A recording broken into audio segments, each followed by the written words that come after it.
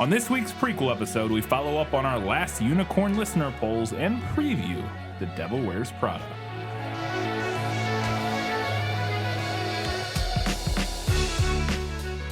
Hello and welcome back to another prequel episode of This Film Is Lit, the podcast where we talk about movies that are based on books. We're going to get right into our normal stuff with our patron shoutouts. I put up with you because your father and mother were our finest patrons, that's why. No new patrons this week, but we do have our Academy Award winners. And they are Vic Dangerously, Matilde, Steve from Arizona, Paul, Kat Insminger, Jeff Niederhofer, Teresa Schwartz, Ian from Wine Country, Winchester's Forever, Kelly Napier, Gray Hightower, Gratch, Just Gratch, Shelby Says, Renew Shadow and Bone, That Darn Skag, V. Frank, and Alina Starkov. Thank you all very much for supporting us and continuing to support us at the $15 a month level. We appreciate it, and we too hope that Shadow and Bone gets renewed. I don't know if they'll probably only have one more season. Maybe not. I don't know what they're doing. There's only 3 books in the Shadow and Bone, and there's only 2 books in Six of Crows, which are the two, or the Crows duology, which are the 2 things they're doing. So I can't think they would do a lot more than 3 seasons, maybe 4 or something if they want to split something up. But anyways, we have still not watched season 2 yet, so I don't actually know where that all goes and how it matches up with the book. So maybe they have a whole lot more seasons planned, but hopefully it gets renewed. All right, Katie, it's time to see what the people had to say about The Last Unicorn. Yeah, well, that's just like your opinion, man. All right, over on Patreon, we had 3 votes for the movie and 2 for the book. A handful of Fishbones said, "There's something about fantasy whimsy that just does not connect with me," which is weird because I like sci-fi whimsy and surrealism. Whatever. The point is, I find about 60% of this story irrationally irritating, but I am enthralled once they get to the castle. I cannot stop thinking about King Haggard, this wicked old bastard with a giant mystical red bull, which he compelled to drive all the unicorns into the ocean so he could stare at them all day. Just sitting alone in his wretched castle with his weird son. It's fair. Glaring out into the water to watch the shimmering of the unicorns. That is unhinged. I adore it.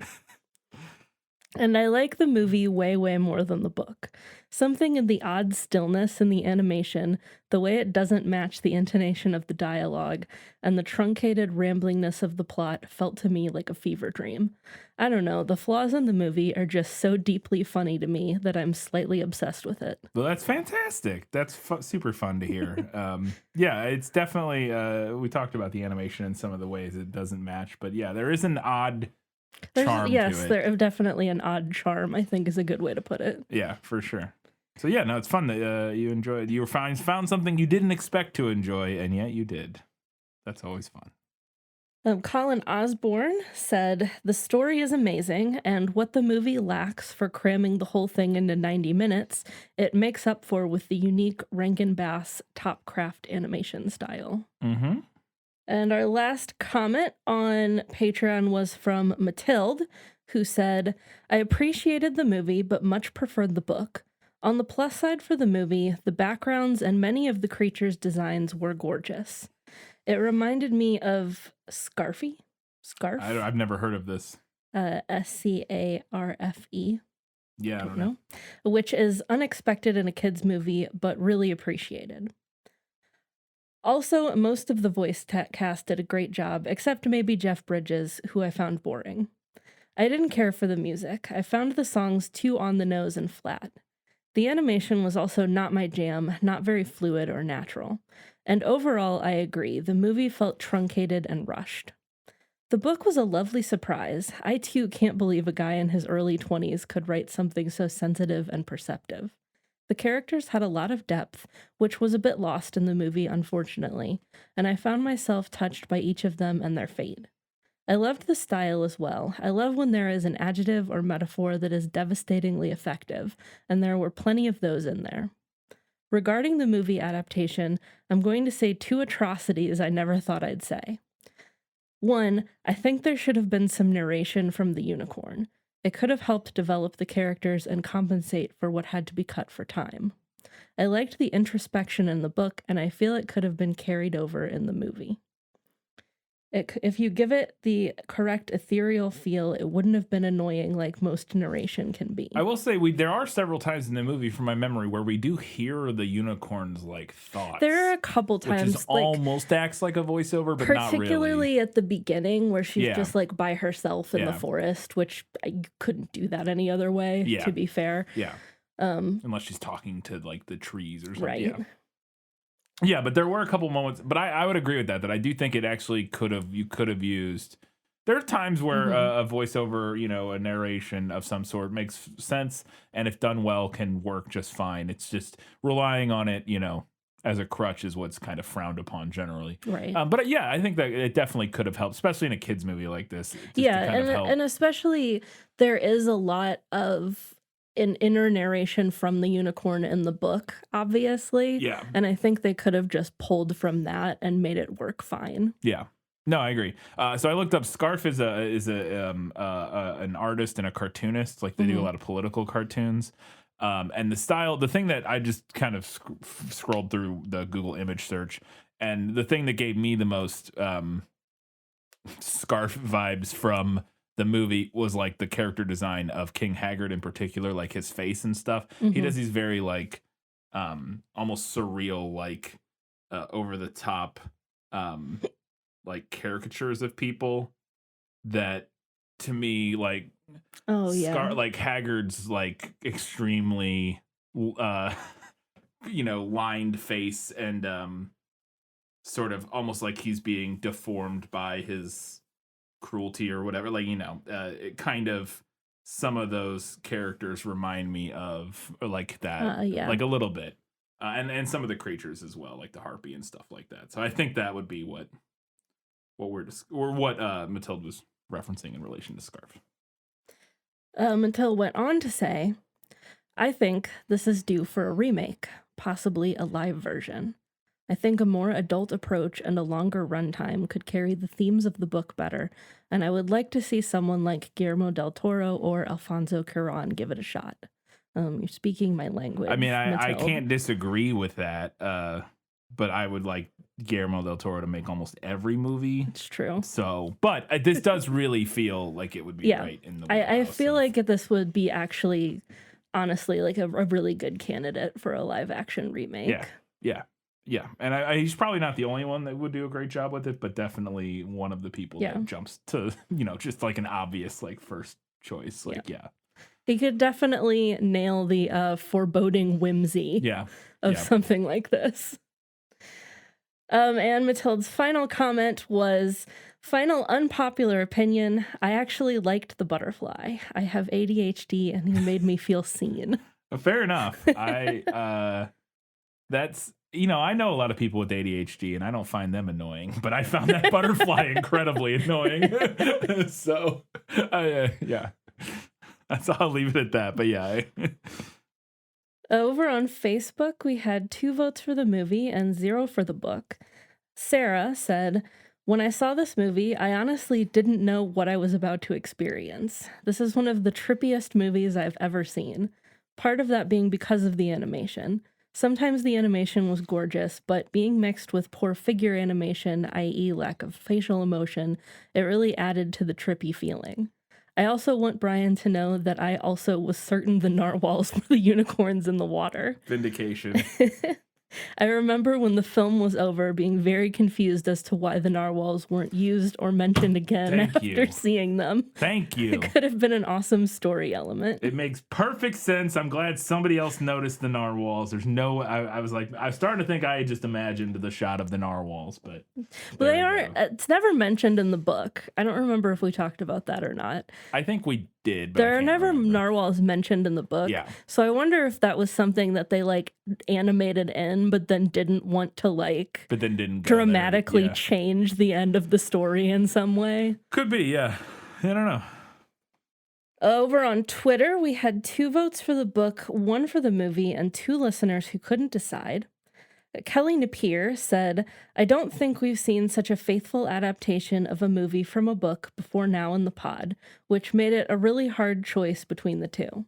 I really enjoyed both. but I ended up giving it to the book because the music in the movie was just terrible. It's so funny because we did talk about it in the episode how the music didn't work for me. At least for me, I didn't like the music as much as I was hoping, kind of thinking, because one of the things I had heard about this movie was that lots of people did like the score, and particular people in Germany for some reason. It was a top selling score in Germany with the year it came out. It was like certified platinum or something in Germany in particular. But it was never. I think I read that it was never. The soundtrack was not released in the U.S. Anyways. All that aside, the music didn't do a lot for me. Yeah, I didn't mind the first song, like the title song or whatever. Yeah. I thought that was kind of fun and charming in like a very 80s way. Yeah. Like I felt like I was listening to the 80s distilled into a single song. Yeah. But the rest of it I found just like very flat. Yeah. Yeah, I was, in particular, I think part of it was that I was hoping for a different type of score. Yeah. In particular, there was this Flash game. I'll put this in the edit. I'll find the song. I think I've even talked about it before on this podcast briefly. I don't remember when. There was this Flash game that I played in high school or college called Unicorn something. You were a unicorn. And it was just like a game where you had to like, it was like a side-scrolling thing where your unicorn runs and it goes faster and faster, and you make it jump over like obstacles and collect like stars or something like that. And it goes faster and faster, and you just try to go as long as you can before you like hit a wall and die or whatever. Super simple. But the reason everybody was obsessed with it from my memory was that the song that played while you were playing the game is incredible. And it's this like 80s like pop ballad that is just amazing. And I was really hoping, because a unicorn was involved, I was like, maybe that song was inspired by this movie's soundtrack or something. I don't know where that song came from. But that song is amazing. I'll put in a brief clip of it here. When it's cold outside, am I here in vain? Hold on to the nights, there will be no shame.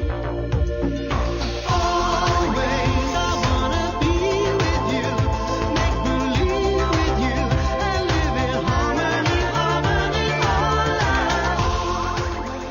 life. And I was really hoping the score was going to be more like that, which is more of like a soaring like 80s synth pop like ballad thing. Yeah, like a power ballad. Kind of. It's hard to explain. I'm not doing it, but anyways, and I don't have the musical lexicon to put it in the right terms. But anyways, that's what I was hoping for, and when it wasn't really that, I was a little let down.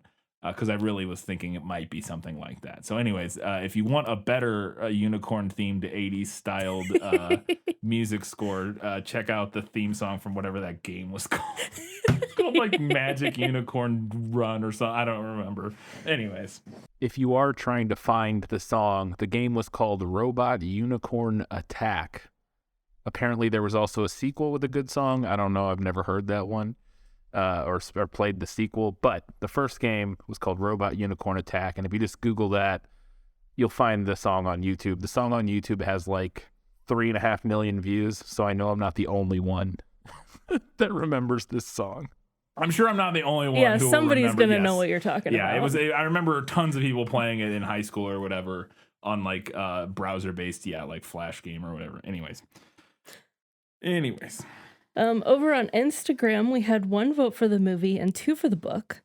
Corinne Neva said, I haven't listened yet, but I saw this as a very small child, and all I remember is being terrified, disliking a glowing blue false horn, and harpy boobs, all caps. There you go. The glowing blue false horn was the one that when she was in the Mama, carnival. what's her name, puts on the unicorn so that people actually think it's a unicorn because they can't see the real horn, but they'll see this fake horn.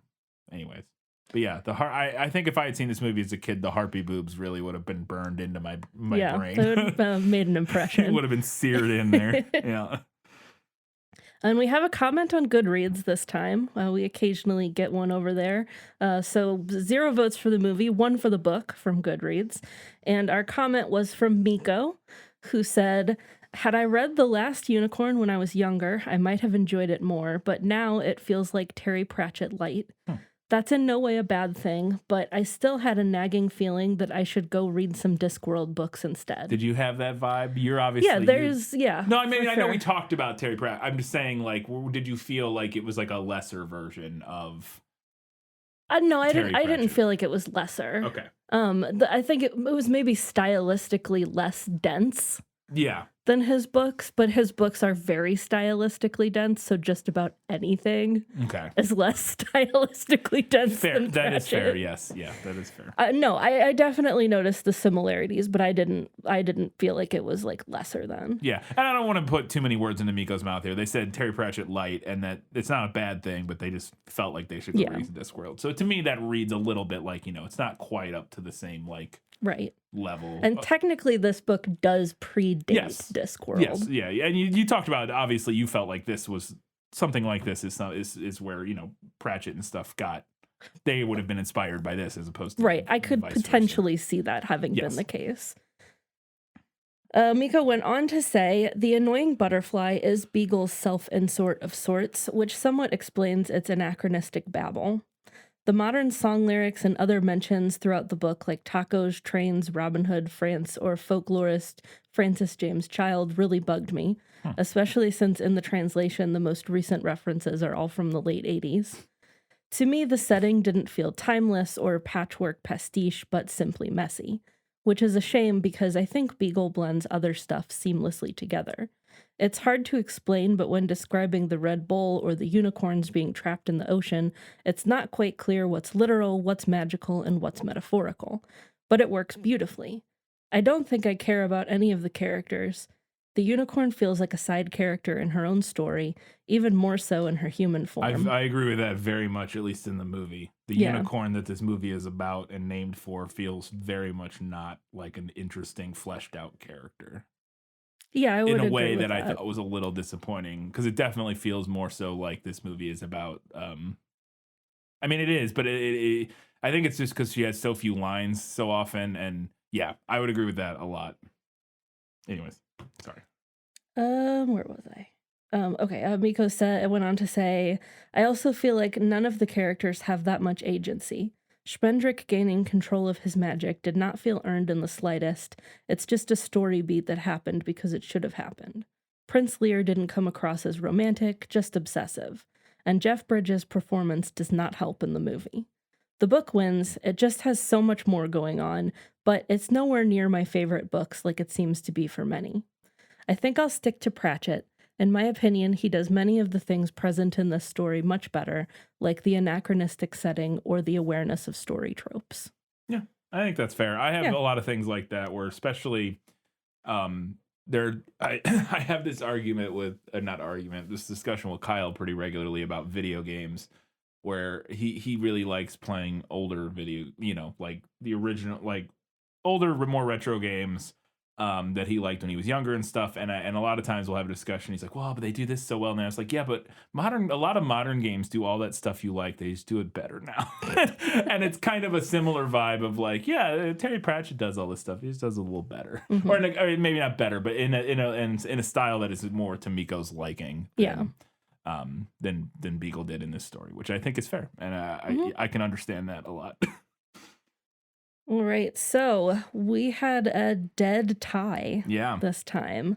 Both the book and the movie received 7 votes.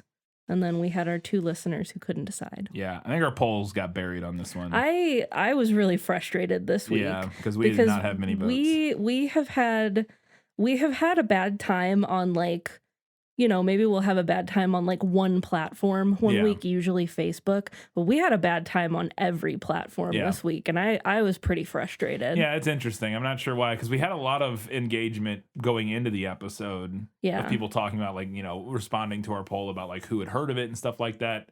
So yeah, it just seemed like for whatever reason, either people weren't getting it or people weren't interested. I don't know, because we only got like 9 votes on Twitter, and it's been a long time since we did usually that get poorly on dozens. Twitter. Yeah, it's several dozen votes for most episodes, and some episodes more than that, depending on what it is. But yeah, it is a little surprising that it was so low. But you never know. Sometimes it's the algorithm. Sometimes it's It can be a million different things. So, anyways, it was a tie, but I'm giving it to the book. So I'm gonna be the deciding factor and lay my vote on the one side of the scale. We don't have a learning things segment this week because we have quite a few notes on our coming story. So let's get into that and learn a little bit now about the book, The Devil Wears Prada. Miranda Priestley's the editor-in-chief of Runway. So you don't read Runway? No. Not to mention a legend. And before today, you'd never heard of me? No. You work a year for her, and you can get a job at any magazine you want. You have no style or sense of fashion? No. That wasn't a question.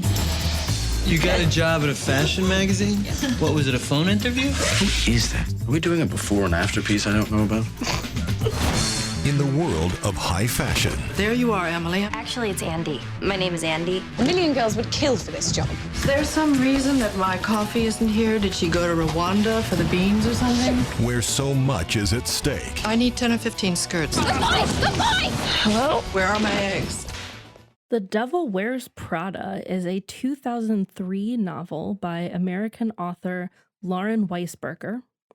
The novel is considered an example of the chick lit genre, a term that has fallen out of fashion. Hopefully, it's obvious why it has fallen out of fashion, but it was widely used in the 90s and 2000s to describe popular realistic fiction targeted to young women. If that sounds incredibly vague, that's because it is. Yes. But generally, the way that I consider this genre is like, if it's very obvious that they're trying to reach big fans of Sex in the City, Yeah. it's chick lit. There you go. And unrelated to the still existing gum? I don't know if chiclets are still... Chiclets. Are chiclets still being made? I think so. I don't know Probably. who's buying them, but I think they're still being made. I'm pretty sure they're only sold in quarter vending machines at malls and like Mexican restaurants. I don't think they're like anywhere else, but... So the novel spent 6 months on the New York Times bestseller list.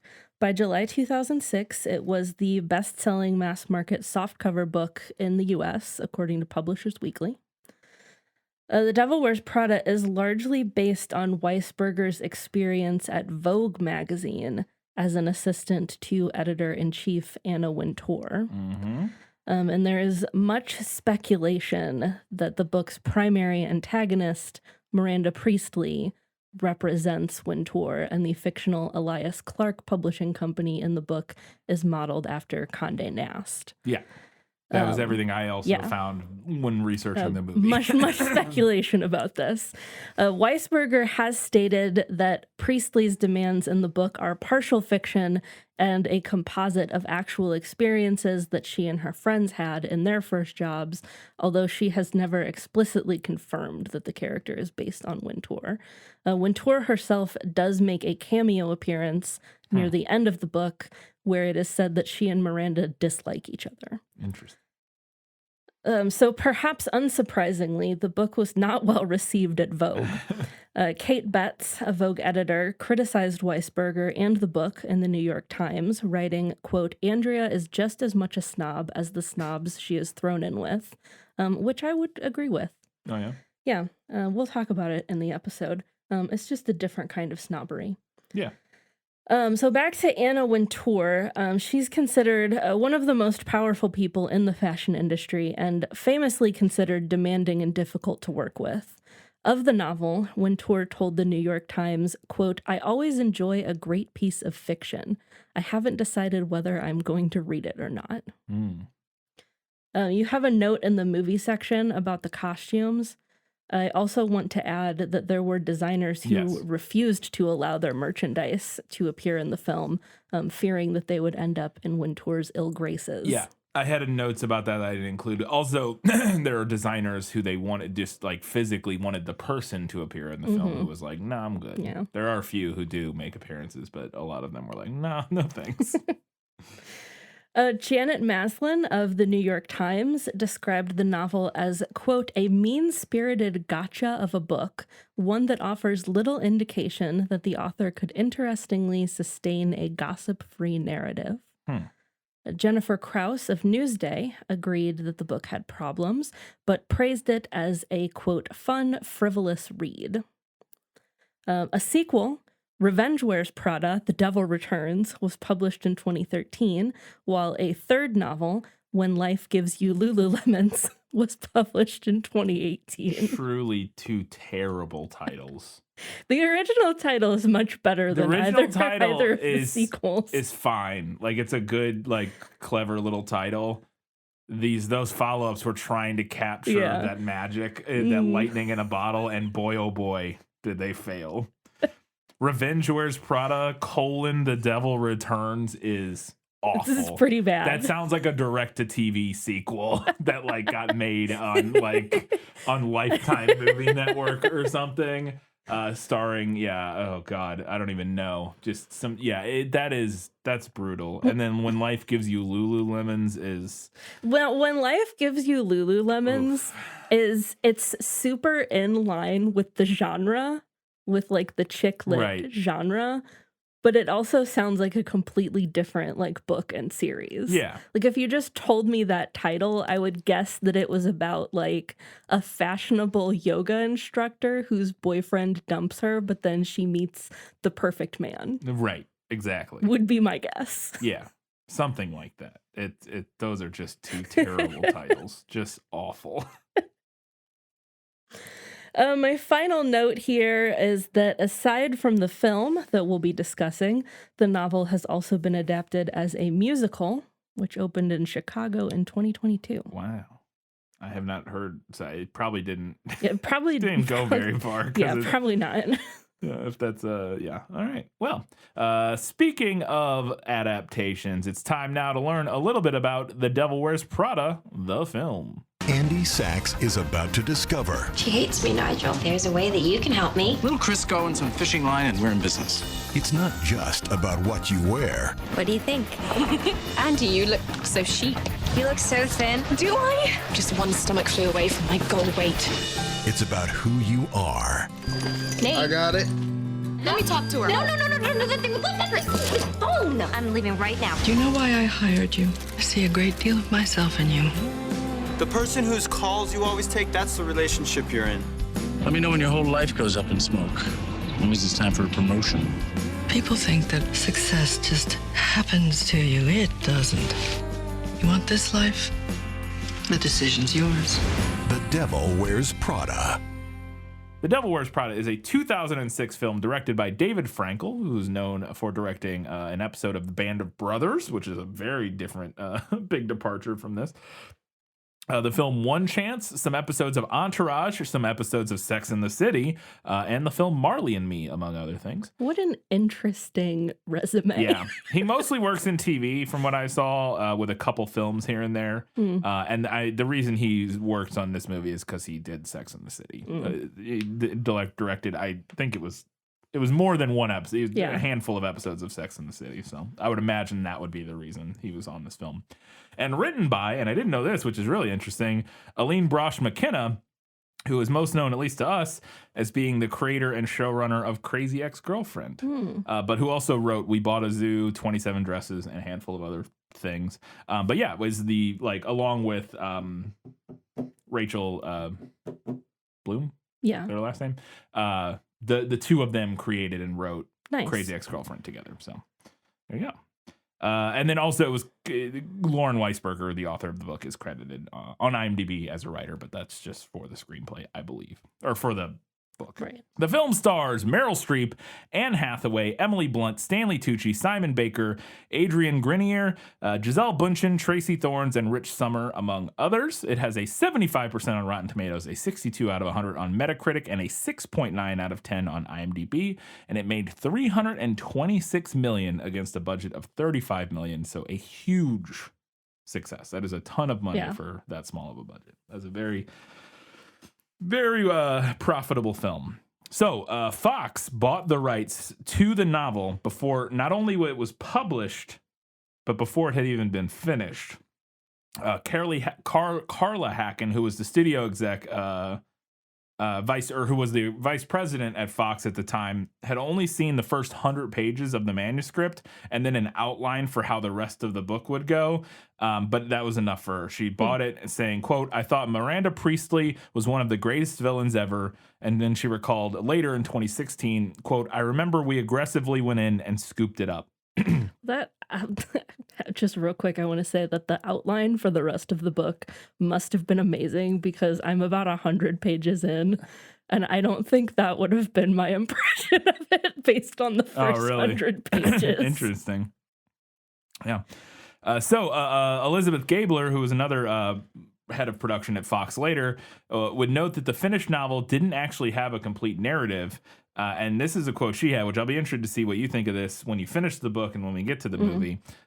She says, quote, "Since there wasn't a strong third act in the book, we needed to invent that." So apparently the third act of this film, not really coming from the book necessarily, because I thought the book was kind of weak in that regard. So David Frankel, the director, had limited experience coming into this. Like I said, he had worked on Entourage and Sex and the City, but I think he only had one feature film before this, and it was a smaller, kind of independent, smaller budget feature film. And apparently initially described this project as undirectable, as it was a satire rather than a love story. I don't know why that would make it undirectable, but whatever. Does he mean, what kind this of is love a truncated story quote from Wiki. I don't know. Because I wouldn't call this story a love story at all. Yeah, I know. Well, he's saying it's not. Yeah. I don't know. The context of this quote was removed, so I don't know what, and there's like a ... in the middle, so I don't know how the first part where he called it undirectable connects to the second part. There may be other words that make more sense, because I was like, what does that even mean? You can direct a satire, man. That's I don't like what. This is a weird, again, there was probably more around that makes it make more sense. But he would go on later to cite a documentary called Unzipped from 1995, which was about the designer Isaac Mizrahi. And he used this apparently as the model for the film's attitude towards fashion, saying, quote, "It revels in some of the silliness of the fashion world, but it is also very serious," end quote. And I think what he's probably getting at here is he wasn't sure the tone that the movie should have. Going back to the previous quote about calling it undirectable or whatever, I think he was struggling with what tone it should have. Is like, going into it, like, is it more comical, is it more satirical, or should it be more played straight, or what's, and I think that's kind of what he was getting at, is it being undirectable maybe. So then later apparently at a meeting with Feinerman, who was one of the producers, I believe, I can't remember what they were, but anyways, I think they're a producer ahead at Fox or something like that. Frankel had told her that he thought the story unnecessarily punished Miranda, saying, quote, "My view was that we should be grateful for excellence. Why do excellent people have to be nice?" End quote. He prepared to move on and consider more scripts, but then 2 days later, his manager persuaded him to reconsider and actually sign on to the film, and he took the job, but apparently gave Feinerman extensive notes on the script and laid out his detailed vision for the film. And I will say that quote of his scares me. That's a weird. "My view was that we should be grateful for excellence. Why do excellent people have to be nice?" That is very much, it actually doesn't surprise me at all from a director. That is like classic auteur theory, like all of the greats are, horrible, and like, but that's what they have to do to create incredible art. It's every defense of Stanley Kubrick you've ever heard, etc. Is that, their genius, it doesn't matter that they're like awful people to the people around them because they're so genius or whatever, and it's fine. So I'm interested to see the direction the movie takes, because if that was his kind of like sort of his thesis going in, I don't know. It's not a thesis I agree with anymore. I probably did at some point in my younger life, but not so much anymore. So the screenwriter McKenna apparently consulted with some people that she knew in the fashion industry to make her screenplay more realistic. Apparently 4 versions of the script were worked on by different screenwriters at different times, but Aline Brosh McKenna, is that what? Yeah, is the final version and the one they went with. And she worked with people in the fashion industry to kind of make it more realistic. And she said this was really difficult because a lot of them didn't want to risk offending Wintour, which is another thing you mentioned. And in 2010, at a British Academy of Film and Television Arts lecture, she talked about a scene that was changed after one of these reviews. And apparently in the scene, Nigel, who I believe is Stanley Tucci's character, tells Andy, who I believe is Anne Hathaway's character, not to complain so much about her job. And originally in the script, she had that be a more like supportive pep talk. But one of her acquaintances was like, that would not happen, saying, quote, "No one in that world is nice to each other. There's no reason to be, and they don't have time." So that is, she changed the supportive pep talk from Nigel's character into a more like scathing, kind of like get your shit together. I don't know. I haven't seen the movie, so I don't know what he actually says, but. Moving on to another famous scene from this movie that I believe is still the reason I see this I see this take. I didn't know this is where this take originated from, but I see this parroted on Reddit and Twitter and shit all the time. I didn't realize it came from this movie about like defending like the fashion industry. And it's the cerulean sweater speech or whatever. Miranda draws a connection between the designer fashion in Runways magazine and a cerulean sweater that Andy is wearing, and criticizes Andy's snobbishness about fashion and explains the trickle-down effect. And apparently this was from an earlier version of the script. It ended up getting cut, but Marilyn Streep liked it so much, she forced them to put it back into the movie, basically. But I've heard this repeated so many times. Anytime somebody tweets some dumb shit about like a picture of from some fashion show of some outfit that's ridiculous that nobody would obviously ever wear in a day-to-day life, and like, look at how stupid fashion is, the top comment or the top quote tweet is always somebody being like, actually, fashion is about... And I'm not even saying I disagree. Like, it seems like a perfectly reasonable thing. But they're basically explaining the idea that fashion, the designers, that what they're putting on the runway was never meant to be functional, like everyday wear. This is inspiring trends and blah, blah, blah, blah, all this sort of thing, which I guess is what Meryl Streep's character explains in this scene.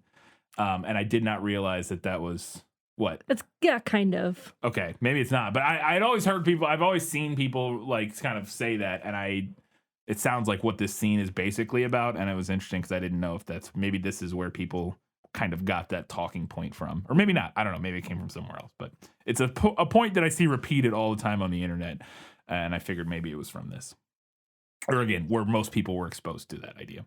So, getting into a fashion reporter who for The Guardian, who talked about this scene, Morwena Ferrier, I don't know how to pronounce her name.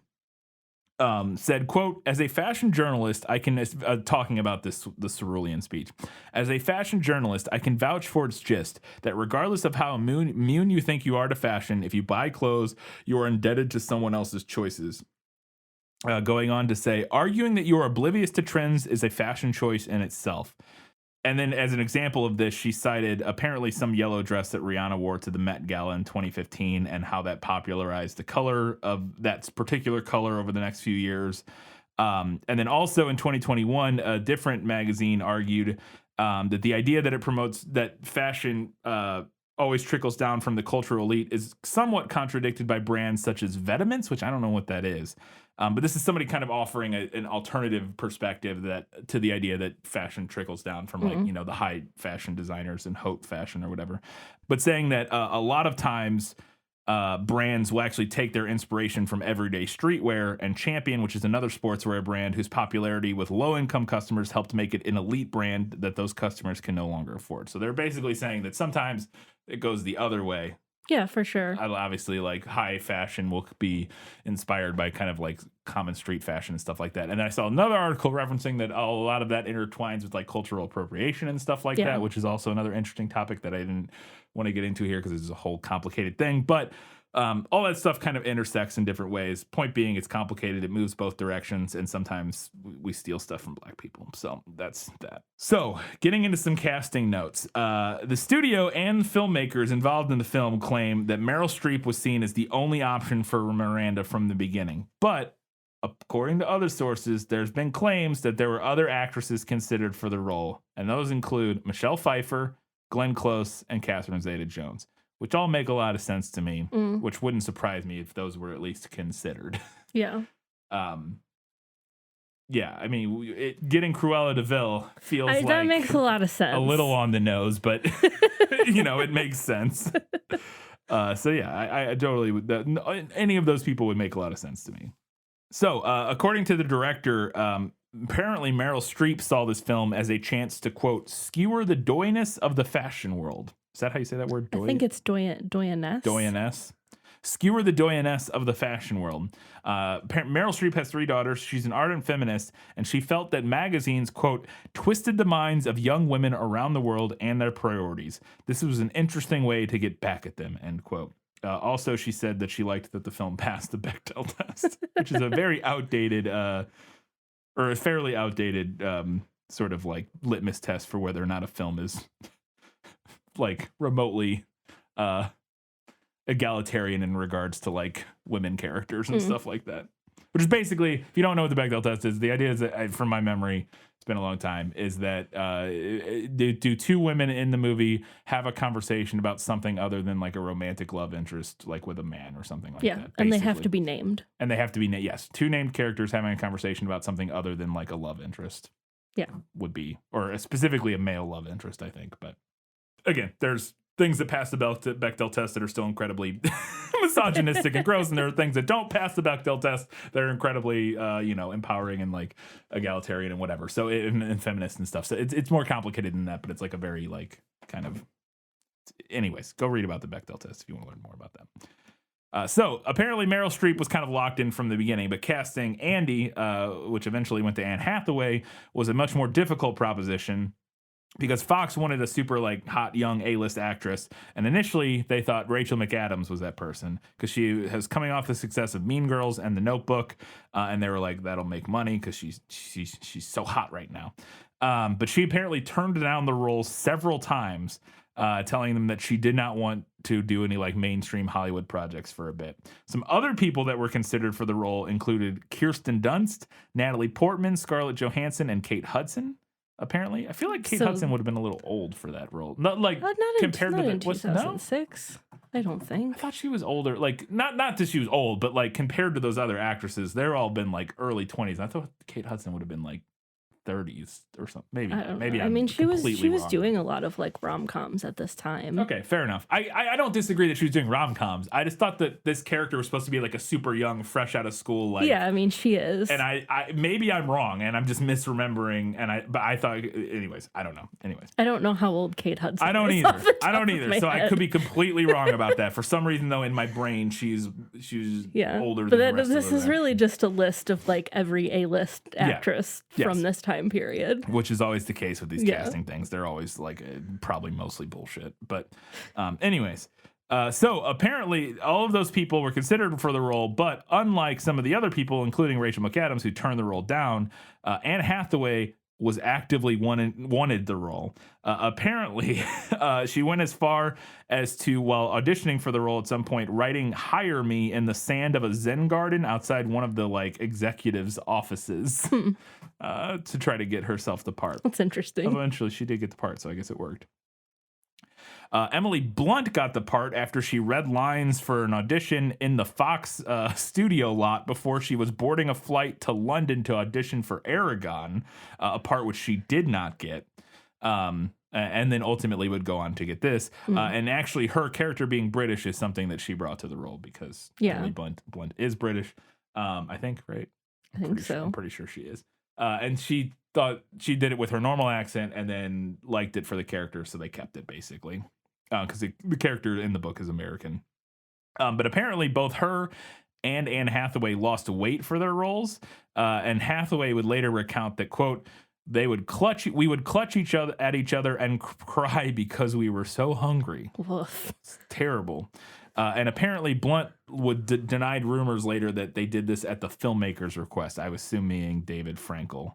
Apparently somebody, I didn't see anything about Anne Hathaway saying that it was the director that told them to do this, but apparently somebody said that it was at some point, and Blunt was like, no, who knows? Yeah.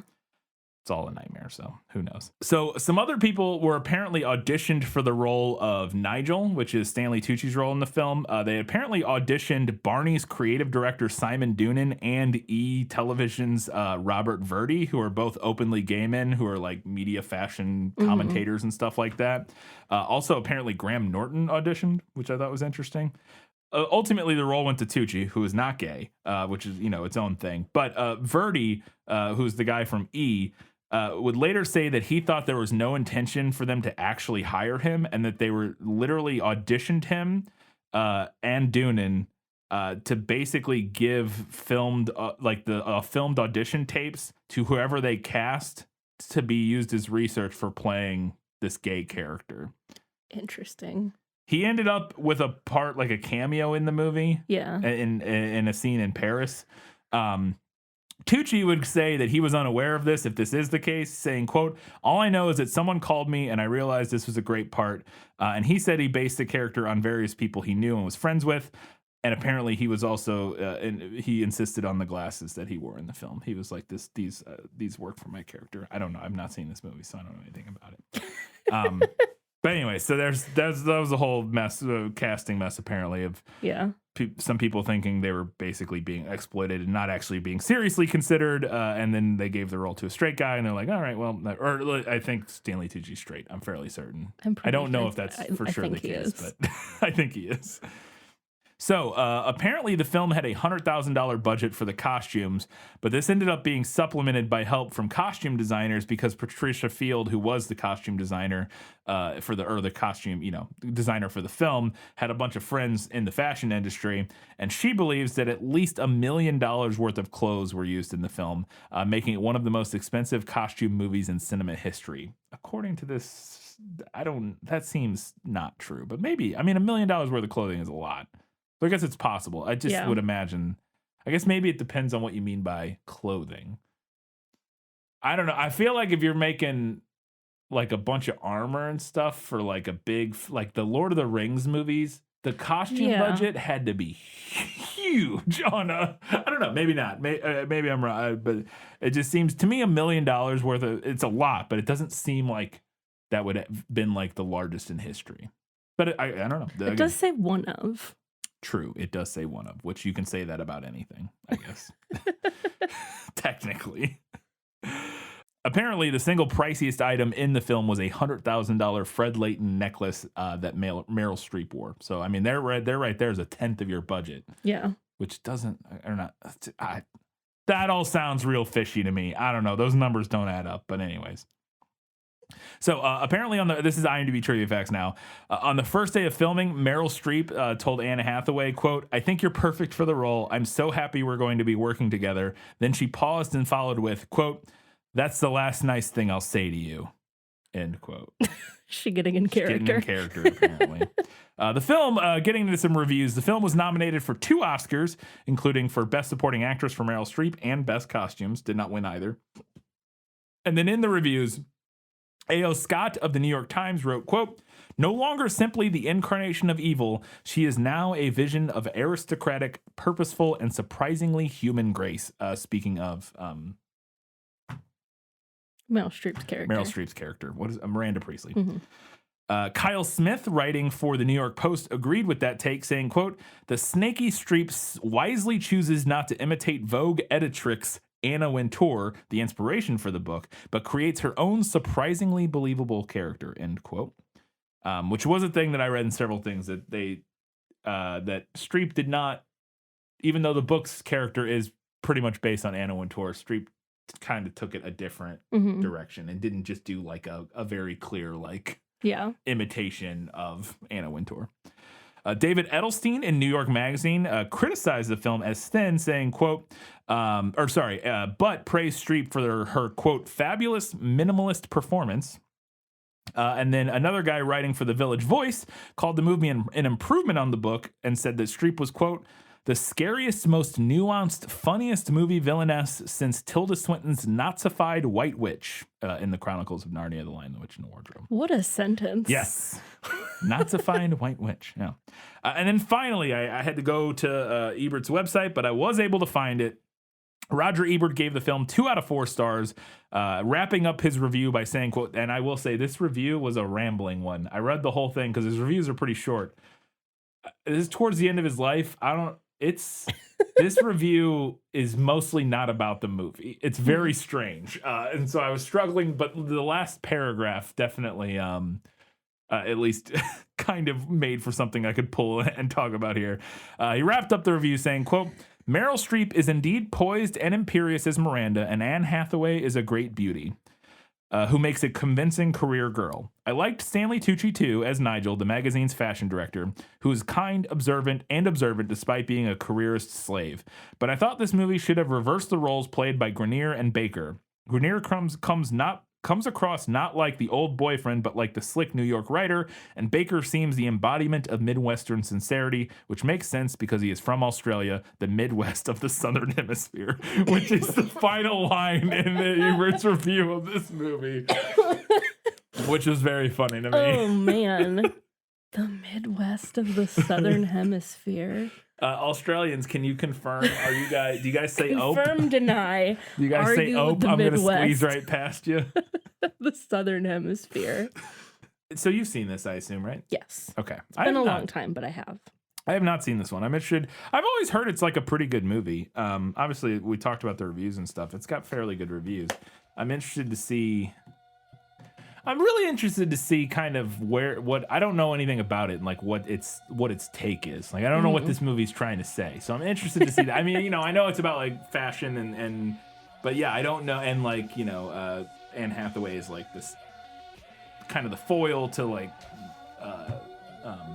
Meryl Streep's character, and they disagree about fashion, blah blah blah. And I assume it's gonna be like, and they both learned something kind of deal, but we'll see.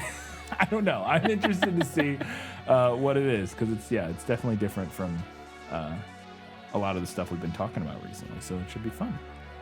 Come back in 1 week's time. We're talking about The Devil Wears Prada. Until that time, guys, gals, non-binary pals, everybody else, keep reading books, keep watching movies, and keep being awesome.